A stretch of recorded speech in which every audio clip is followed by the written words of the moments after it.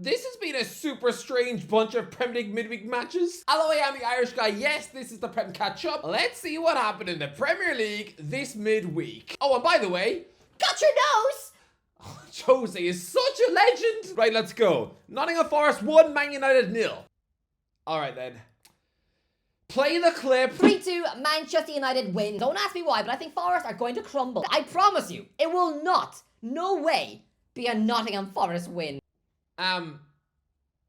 Whoops. I actually tipped Manchester United to score 3. Am I insane? Manchester United offer absolutely nothing going forward. It's actually tragic to see how far they've fallen. And it's no more obvious than this match. I mean, before, Manchester United of old, they would rock up to this ground and unleash Ole Gunnar Solskjaer from the bench to score 4 and win a 1. But now, instead of having a clinical striker like Solskjaer or even Chicharito on the bench, oh no, their plan B is to chuck Harry Maguire up front. For 10 minutes, this oafish centre-back was playing as Rasmus Højlund's strike partner. Seeing him trying to time his run past Marilo, shuffling about like a walking suitcase, it was so uncomfortable to watch. This 32-year-old onion from Sheffield is not, and never has been, a striker. It would be like watching a fat postman trying to be a dentist for the day. What's he gonna do, shove an envelope in your mouth? Look, I said that Forest would be scared of Manchester United, and they would slip up. Oh no, instead, within 5 minutes of the match starting, here was Anthony Elanga running half the pitch to score. That was like a Ben Arfa wonder goal. And he didn't celebrate. I mean, how much do you think he wanted to celebrate? Yeah, I get that he joined Man United at 12, but they threw you away like an empty yogurt pot. Here you are punishing them by spreading their whole defense on toast. Absolutely. Celebrate the goal. Ah, what a time this is to be Swedish. This feels like deja vu though, doesn't it? Because this has happened before. In May 2022, Manchester United lose 1-0 at Crystal Palace, with Wilfried Zaha scoring the only goal after bamboozling the entire Man United defence. Another talented baller winger who the club sold way too early. And by the way, he celebrated.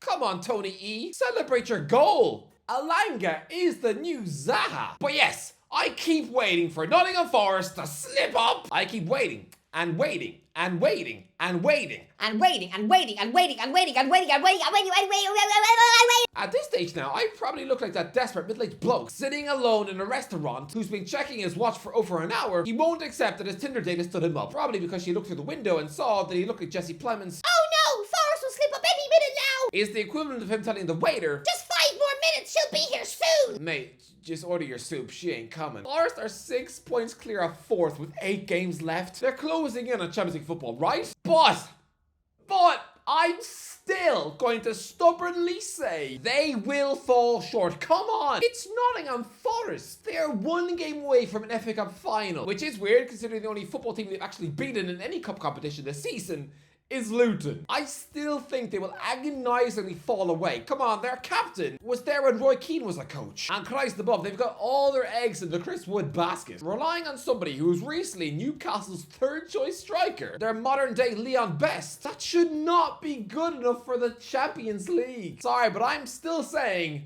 they will slip up. Southampton 1, Crystal Palace 1. Play the clip. Look, I think Southampton win here and officially finally move above Derby County's historically awful 11 points on the board, because Palace again just played out an exhausting FA Cup quarter-final. The players will have one eye on the semi-final. The fans are dreaming about Wembley. They don't care about a trip to Southampton. So 2-1 Southampton. Not a popular one. Bias against Forest and Palace is unreal. Do you honestly think the worst Prem side in history is beating a side who have won 6 straight away games? Bias against Palace. Having a bias against Palace would be strange. The only way I'd have a bias against the Palace is if I was a disgruntled butler who got fired by the Queen for feeding my snots to the dog. No, I am not biased against Crystal Palace. I said that Southampton would win, and guess what? They nearly did. I said the Crystal Palace players would be tired and would be protecting their legs for an upcoming FA Cup semi-final. I was saying that I thought there would be more hunger in the Southampton players' bellies so they could finally stop the chat about being the worst Premier League team of all time, and they could actually move on to 12 points. And lads, They nearly did it. I'm not one of those creepy weirdos who has a strange vendetta against Crystal Palace. That would be so strange. It would make about as much sense as sending hate mail to the bloke who played Barney the dinosaur. It would be like somebody wanting to kidnap Dermot O'Leary's dog. No, I just thought that Southampton might squeak a win. Sometimes this happens. These epically awful Premier League teams of all time can actually wake up and give their fans something to cheer about in April and May when everyone else is on the beach. Like that 16-point Sheffield United team. They got a 2-2 draw with Pochettino's Chelsea in April last year. I mean, that 15-point Sunderland team of 2006, they beat Fulham in May. That awful 16-point Huddersfield team of 2019, their final home game of the season was a 1-1 draw against Manchester United. I mean, the worst ever team, Derby County, scraped a 2-2 draw at home to Fulham at the end of March. That probably felt like a win. Crazy love, that awful team nearly beat Man City months before they got rich, with Daniel Sturridge having to score a late equaliser at Derby's ground. That is nuts. But yeah, Southampton went 1-0 up through an Onuachu header, and then up pops Mateus Franca with an equaliser. Where did he come from? You mean that silky Brazilian baller who Real Madrid wanted 2 years ago? The guy who Wikipedia says was one of Flamengo's greatest ever young players after Vinicius Jr. And then he goes to Sellers Park on paper, but honestly, he could have got lost in the Narnia wardrobe for all we knew. I mean, he might as well have been spending the last 2 years having tea parties with a creepy fawn who definitely belongs at a register. Ozzy, this guy's been missing in action so long, I was half expecting to see his face pop up in the back of my milk. But no, he trickles onto the pitch for his first match in over a year and scores his first Palace goal. That is a cute little moment for him, but poor Southampton. Honestly, 2 more points. Just get 2 more points. Go beat Leicester in May, and you'll be fine. I mean, when I say fine, all I mean is just you won't be historically awful in the history books. No, you're definitely still getting relegated. I mean, if you don't, then I will legally change my name to Susan and sign up to a mail order bride website. By the way, lads, the guest this week, Johnny from Newcastle Fans TV, he got 2 scores bang on and currently has 57 points. So if Chelsea beat Tottenham 2-0 tonight with goals from Enzo and Palmer, then he will be joint top of the league. Are you nervous, Craig? Bournemouth 1, Ipswich 2. Oh, lads, play the clip. So this should usually be a stonking 5-0 win for the Cherries, but Kieran McKenna's boys are going to have fresher legs. I think Ipswich will have plenty of chances to win this game, but I'm going to still say 1-0 Bournemouth, a late Clivert penalty. This is a game Ipswich should probably win, but no. They'll falter, and ultimately, that's them down. Sorry, lads, but if Ipswich do win, then I will do an entire video covered in marmalade. Oh. Well, isn't tomorrow's video going to be fun then? Tune in then to see me covered in marmalade. I'm gonna have Paddington Bear twerking outside my bedroom window. But look, I said all the right things. I said that Bournemouth players would be tired and exhausted after that demoralising FA Cup quarter-final exit, and that Ipswich would have the chances to win this match, but that they wouldn't have the quality to take them. Wrong. I think I forgot all about the class of Julio Enciso, a sizzling Paraguayan international baller who was far too good to be in a relegation battle. And yeah, here he was, single-handedly carving through entire Cherries defence to set up Nathan Broadhead to compose himself and Nutmeg Kepa. But then, take a bow, Liam Delap for the second goal. A brilliant team move. He plays a 1-2 out wide and then bang. It was a peak Alan Shearer strike. Rocketing it into the net, no chance. And yeah, even Nielsen scores a goal for Bournemouth after that. But honestly, look, I'm not going to sit here and feel embarrassed for Bournemouth because they lost to Ipswich. No, the Cherries are exhausted. That Man City match where they spent the second half demoralisingly chasing shadows, that looked rough. And so for this quick turnaround against a team who've had weeks to prepare for this match, no, I can absolutely understand how Ipswich got the win. What I am impressed with though is Ipswich's attitude. How those players actually motivated themselves for this match, considering they came into the game 12 points from safety. When Wolves won their match on the Tuesday night, I wouldn't have blamed those Ipswich players if they just gave up and drank a pint of dog food to numb the pain. The Great Escape looks so incredibly unlikely. I mean, it still does. It would need a Leicester City 2015 sort of miracle to get out of this mess. Ipswich are definitely getting relegated, but this win, I'm impressed. Well done. Brighton 0, Aston Villa 3. Play the clip. I'm going for a Brighton win. 3-0 Brighton win. Well, isn't that annoying? I said that Brighton would win 3-0. Oh no, instead, of course, they lose 3-0. Wait, Rashford, Asensio, and Daniel Mallon are a sizzling triple signing in January. I'm going to say this. I don't think a Premier League club has signed 3 forwards as talented and as big time as them all at once in a January transfer window ever before. Come on, all these guys are Champions League forwards. Rashford and Asensio combined have over 700 games played for the two biggest football clubs on earth. They've got a combined 199 goals for Real Madrid and Manchester United, with one of them being in a Champions League final. Malin, by contrast, next to those big time Charlies, he now looks like those knitted socks you receive on Christmas Day off your nan. I mean, those famous superstars that made Malin now look like a Lynx Africa box set. But I'm sorry, go back to 2016, when you were one of the worst Premier League teams of all time, whilst a 17-year-old Malin was ripping it up for Arsenal in the FA Youth Cup looking like a mega baller. Oh, tell the Villa fans that they would one day sign this emerging superstar themselves. Oh, they'd be so excited they would splutter their frosties all over their living room rug. And yeah, here they were, all three with expert finishes. I don't know, I feel like seeing those three arrive at Villa Park mid-season, it does feel a bit like a cheat code. It's like some smug gamer nerd hacking into Simpsons Hit and Run. Lads, Asensio has now scored 8 goals in 10 matches so far for Villa. I knew he'd be a mental signing on loan, but just wow. As a number 10, those are crazy numbers. It's like when J-Links went to West Ham. Now I feel grimy for even comparing this elite baller to that social media mega star. Someone who would do anything for fame to such a point that, yeah, within 3 years, I'm gonna say he's gonna be boxing Danny Aarons on Misfits. Newcastle 2, Brentford 1. Oh, wow.